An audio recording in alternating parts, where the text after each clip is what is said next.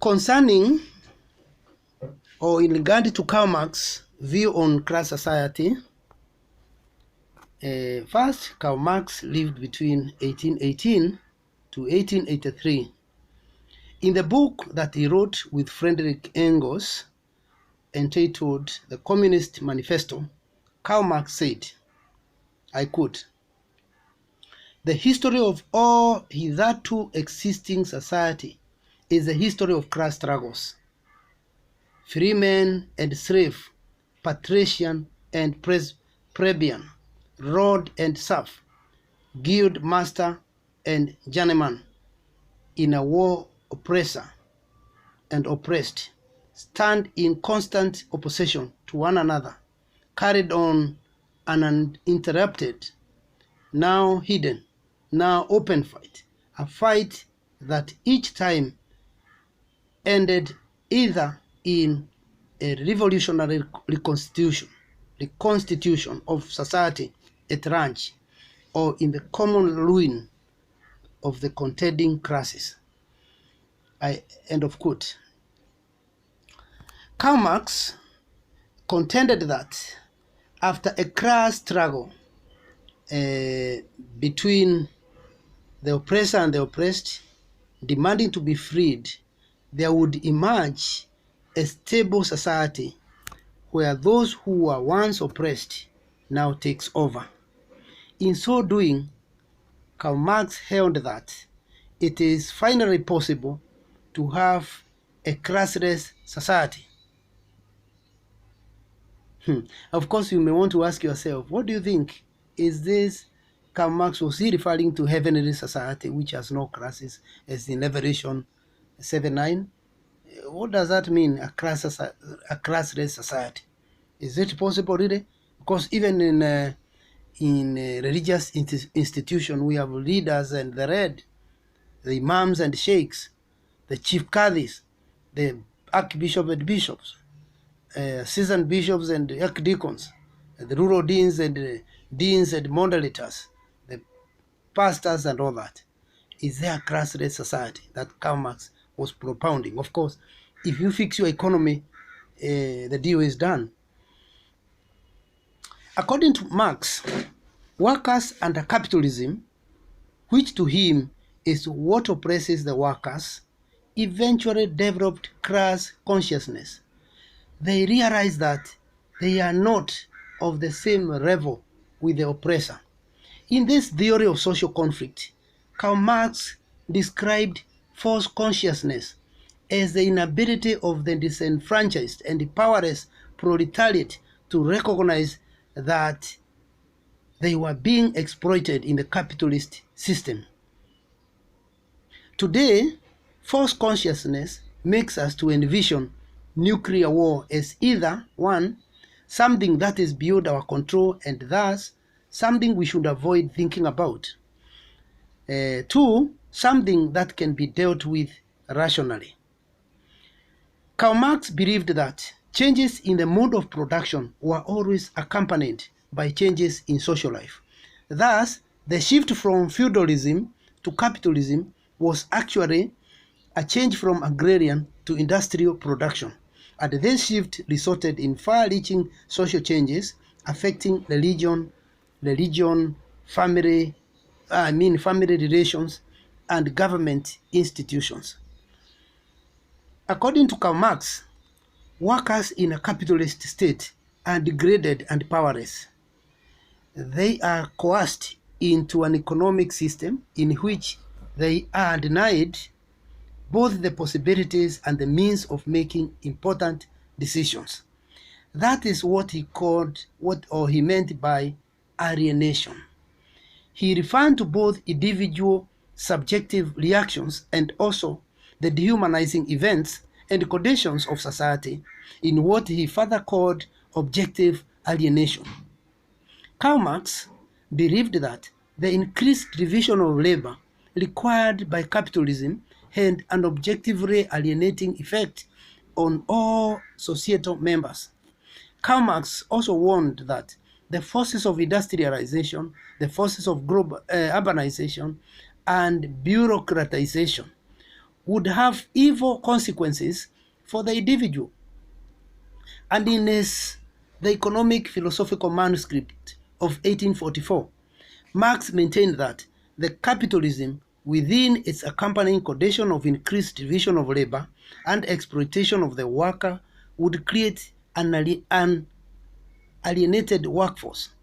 Workers would be alienated from the product they produced, from the work process in which they participated, from themselves and their own creative potential, and from their fellow workers. Marxist theory highly concentrated on economic alienation, the idea that human misery results from a capitalist economic system. He also discussed political and religious alienation, which occur when the institution of government and religious or religion cooperate with capitalist economic institution to prevent individual from starting a caste-based religion.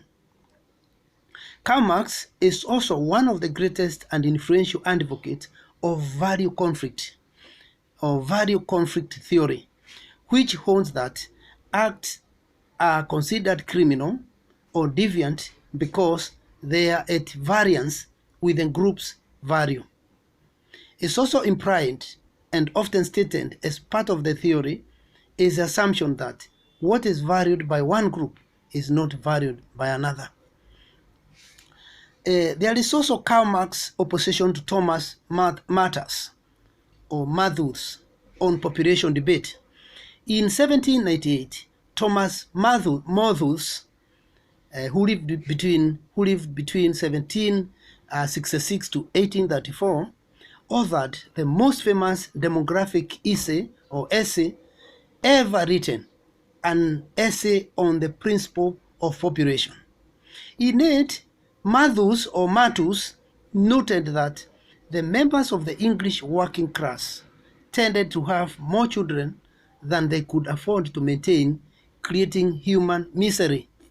And he argued that if this trend continued, population growth would eventually be brought under control by raising death rate. To avoid the starvation and raising death rate that he saw as inevitable, Matus, in his essay on the principle of population, proposed increased social awareness and growing individual responsibility. Marriage, he argued, should take place later in life, and individuals should practice frugality and sexual innocence. Matus dismissed birth control methods as contrary to tenets of the Church of England and supportive of moral depravity. Those who took neo-Malthusian or Malthusian position included Robert S. McNamara, the then president of the World Bank in the 1970s, and former United States Secretary of Defense. McNamara suggested that the World Bank should give financial and technical aid to nations with official family planning programs. Like other contemporary followers of Malthus, McNamara saw international problems as being linked directly to overpopulation. And in his view, McNamara argued that unless major steps are taken to increase the use of family planning and the malnutrition, poverty, and the lethargy that now mark much of the world's population, will soon become starvation. Violence will soon spread, the breakdown of social systems. Now, Karl Marx responded to Malthus' view on population debate. And according to Karl Marx, Malthus preaching about morality and frugality means careful and economical, especially of food and expenditure. Karl Marx saw it as of little or more or less more of an expression of middle class values and religion. He saw it as nothing but religious confusion or religious activity that has no relevance or importance. According to Karl Marx, the poor live in poverty not because they failed to exercise sexual restraint, but because they were callously exploited by the bourgeois or the middle class, who claim to be protecting them, but actually they are the real oppressors. They befriend the poor, the bourgeois make them leaders of the poor, but in reality they are the enemies of the poor. So he's saying the population can move up as much as you want, but make sure you fix your economy well. Everybody has something to eat. That was Karl Marx. Don't say it is reducing the population that will make the world a better and a happier place. It is a question of proper management of the resources, where a few people don't take the wealth of the nation, but everybody has a cake to eat. Given access to the means of production, according to Karl Marx, the working class would move from poverty to relative affluence. That is how he responded to matus' argument. He dismissed it as preaching about morality and frugality, and of course he also saw it as nothing but religious preaching or something. If no question, I move on to class society. You are free to comment anytime as we are talking. Now, class society. The structure of class society according to Karl Marx. Now, one, we have talked about 5 points here. We raised about 5 points before we move to the social change, the topic on social change. Number one is economic forces give rise to social classes. Number two, there will be a class struggle between owners and workers. Number three, according to Karl Marx, workers will be transformed into proletariat. Number four, according to Karl Marx, the government is the arm of the capitalist. Number five, according to Karl Marx, revolution will end the class system and the communist society will emerge as a new system. Looking at the first point, in the structure of class society according to Karl Marx, number one, where economic forces give rise to social classes, under capitalism, which is characterized by private ownership of property, the stratification system comprises of two major classes. Number one, those who own property and hence control the means of production, that is the capitalist or the bourgeois. And number two, those who don't own property, the workers or wage earners. Number two, Karl Marx said there will be a class struggle between owners and workers. Now, in explaining this, in capitalist society, profit that should go to workers is expropriated or taken away, that is expropriate by the propertied class, and the gap between the haves and have-nots widens day by day. Inevitably, the bourgeois and the workers become polarized and alienated from each other, and class struggle results. Number three, workers will be transformed into a proletariat. While workers are just aggregate, class consciousness develops among them and they are transformed into the proletariat. Proletariat here refers to the whole body of wage earners, especially the manual workers, which is the opposite of the owner's industry, the bourgeois. Number four, the fourth point in Karl Marx, class structure of class society. Number four, the government is the arm of the capitalist. Now, the government is run for the rich, and the wealthy, the bourgeois. A system that is designed to maintain the status quo or the situation as it is, that is, to protect the vested interests of the capitalist. Therefore, the proletariats cannot rely on the government to serve its interests.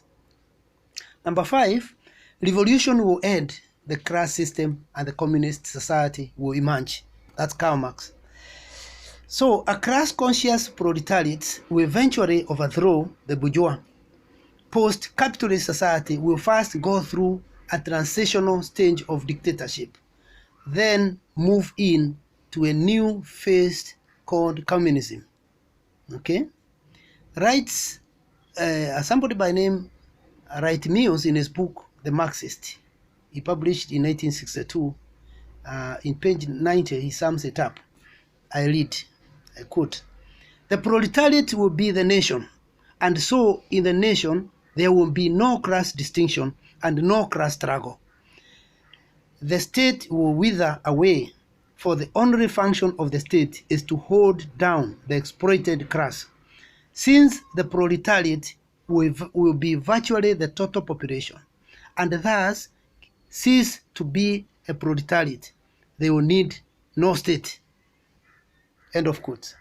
That is how Karl Marx saw the coming of the no state, the no class, the classless society. After this conflict, it will bring all that. If there is no comment, I will continue with the other topic, the social change. They are simple topics. There are no details here. Now, the first question when we are talking about social change is, what is social change itself? Question 2, what factors contribute to social change? Number 3, what are the obstacles to social change? What are the impediments? Number 4, I mean, what kind of changes does society get? Now, concerning social change, a social change is a significant shift in the material and non-material culture of any society. Social anthropologists hold that, in addition to changing through invention and discoveries, cultures change through the process of cultural diffusion. That is, the spreading of a thing, an ideal, or behavior pattern from one culture to another. Linton, in his publication, estimates that no more than 10% of all the cultural items found in any culture originated in that culture. So, no more than 10% of what we experience in our cultures originated from us. It came from elsewhere. 90% came from outside, because we have cultural diffusion. Cultures keep informing one another, learning from one another, consciously or unconsciously, and it is through diffusion, the cultural diffusion. It diffuses to the other. Indeed, if every culture had to rely solely on its own invention, human progress over centuries would indeed be very, very slow, because somebody will stick to a very unprogressive and slow cultural systems where you stay together in one area without any development. So changes can be informing language, the language of the people. You can see every language has gotten a few words from another one. Kiswahili has gotten once like from English, like technology. You hear technologia. There's also mesa from Portuguese. Now it's table in Kiswahili. So you can see language keep informing one another. Even cell phone. You can see until the other day we got a vocabulary for it in Kiswahili. It has been called in words that are emanating from English itself. Even in sociology, you hear somebody calling it sociologia. Such things are taken from the English words. Some are from Latin, coming to English. Some are from German, like kata for culture. It's a German word, okay, for civilization. So no culture remains static. This diffusion can also come through clothing, eating styles, technology, industry, and so on. For example, within a century, Japan was transformed from an isolated agrarian country or farming country into a highly industrialized world power. Now, that is a sign that change is inevitable. Every time we are in a changing world, we keep changing in the systems that we are in. A question here is posed for you. Give reasons. A question can be posed. Give reasons that have been offered to explain why social changes occurs. What triggers social change? There is a theological explanation. Theologically, God is seen as a prime mover, the source of change. Number B, there's what we call null explanation. Those who propose this maintain that either there is no cause or reason for change, it just happens. Whatever the cause of change, it is beyond our perception. And number C, there is geographical determinism. It maintains that social changes follow upon changes in the natural environment. As the natural environment changes, a social system changes to adapt to the new situation. Number D, material/economic determinism. This view holds that changes in the material aspect of society's culture act to bring about social change as well. The leading exponent of this explanation, that's Karl Marx, believed that changes in the mode of production are always accompanied by changes in social life.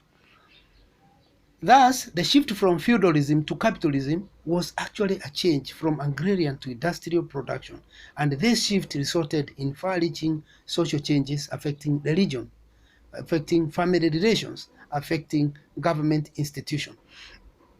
Number E, or number 5, biological determinism is also offered to explain why social change occurs. According to this theory of biological determinism, social change has been brought about by the biological evolution of humankind. Social elites are determined by biologically inherited instincts and natural skills. The most dangerous version of it, linking change to race, is the case of Adolf Hitler's notion of master race, the Nazi. Distinct races bring changes in human history. So even rather than commandeer your people and tell them we are the people, these others are not people, we are human beings, these are apes, or anything you want to talk about, you need to appreciate the beauty of diversity when distinct races bring changes in human society. That is good. Nobody should be ashamed of being white or black, being African or European, because why should you be ashamed? You should be proud of it because it's an act of God that you are where you are born here. The last one on factors that cause change or trigger change, number F or number 6, is cultural determinism. Now, this theory maintains that changes in non-material culture are more crucial to social change than are changes in material culture. Max Weber was the foremost advocate of this cultural determinism theory. His works was a major counter to material determinism. Yeah. Of course, all these 6 causes of change can be critiqued, and I leave us to do it as a classwork. So in your opinion, what causes change? You can list your points. Let us not say only these ones that are brought here. No, we have only brought them to trigger your thinking, and we will have a rigorous debate after this. Now, concerning the last topic today, the very last topic in this module, it is what is society. We have brought it again. We have discussed it, but we bring it because of its importance. Remember, this is sociology. You cannot ignore study of society.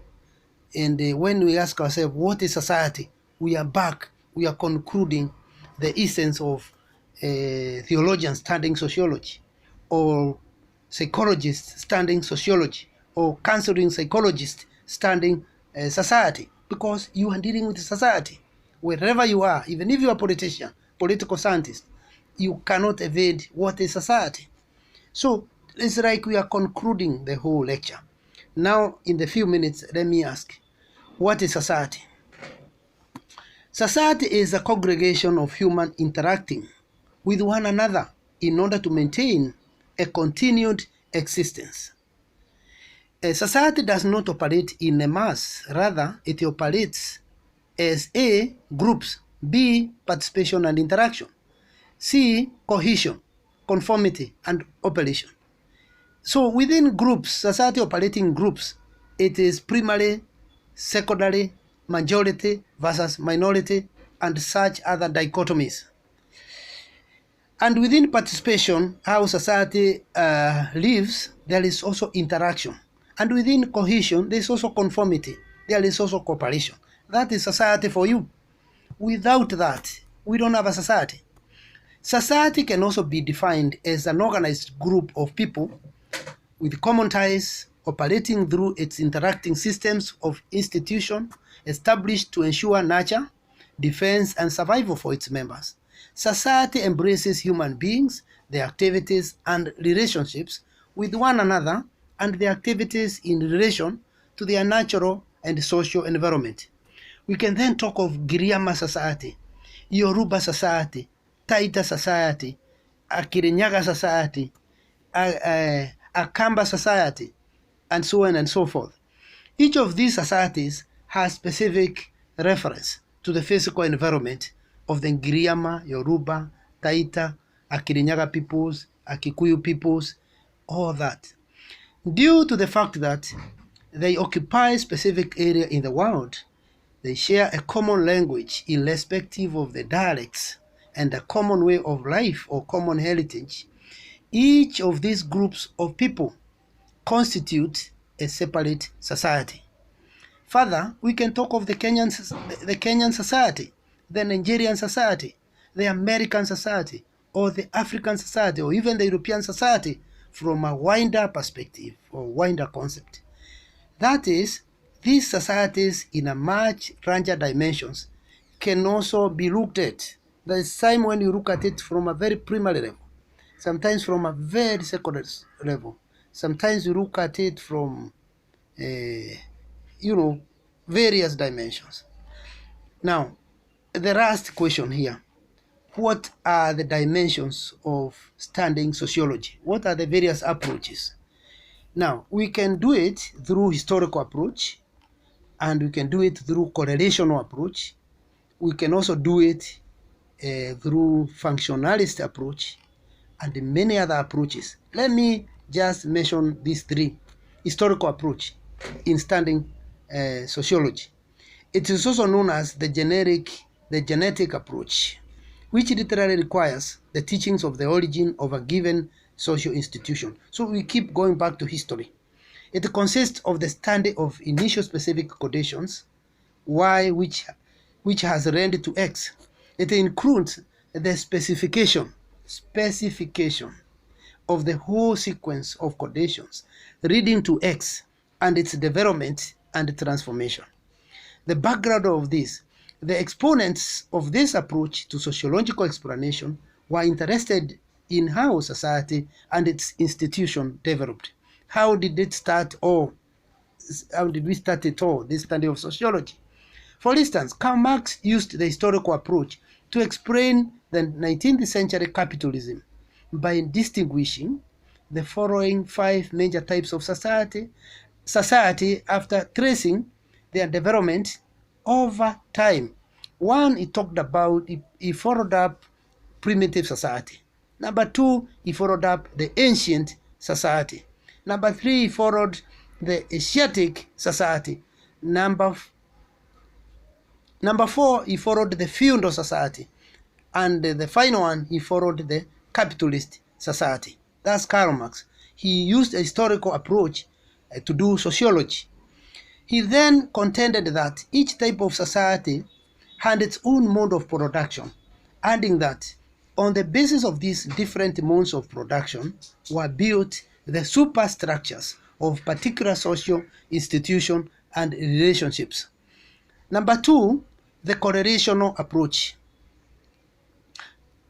as a methodology or an approach in study of sociology, the correlational approach. David Emil Durkheim, who was the first sociologist to elucidate this approach, suggested that causal relationships could be established through initial establishment of correlational relationships. That is, if X is frequently correlated with Y, it is probable that X and Y are causally related. Durkheim used this method in developing his theory of suicide by discovering a correlation between the suicide rates of different social groups and the characteristics of such groups in terms of their cohesion or otherwise. Number 3, the functionalist approach. The functionalist approach attempts to explain social phenomena in terms of their contribution to the overall maintenance of the existence of a society. For example, proposed introduction of free and compulsory free education in Kenya. Will it create congestion in secondary schools and primary school in Kenya? That is a question that emanates from a functionalist approach in the study of society. We're making education free in Kenya, or in the so-called Millennium Development Goals, which one of the among the 8 goals was free primary education. Will it not congest? Will it also match with the number of teachers who are needed to take it through? Those are questions. So the functional consequences can either be manifest or latent. Latent means present but not yet active. Okay, you may talk of latent energy as an example. Now, let me tell you, Radcliffe Brown, a very brilliant scholar, has underlined 3 main levels of functionalist approach, and he talks of the process itself, the structure itself, the function itself. So that is it. So that is the way to study sociology, through functional approach, functionalist approach, where we look at, we explain the social phenomena in terms of their contribution. What are the function of what we are doing? What we are likely to achieve? The other one we have talked about, the correlation, the correlating, okay, where causal relationship could be established through initial establishment of correlational relationship. Yeah, you can talk of, we talked of the suicide rates, and the cohesion in society is cohesion, and the conflict we are having today, political, social, are then going to create more suicide, more conflict. You correlate this and the other in order to get the answer. The other one we talked about is a historical approach. That's where you go back to history. If you want to understand the modern globalization, go to primitive society like Karl Marx, then ancient, then Asiatic, then feudal, then capitalist, and today we talk about globalization. Is there a pattern that we can draw some parallelism from it? And from there, we are likely to know the way forward. Thank you very much. Thank you.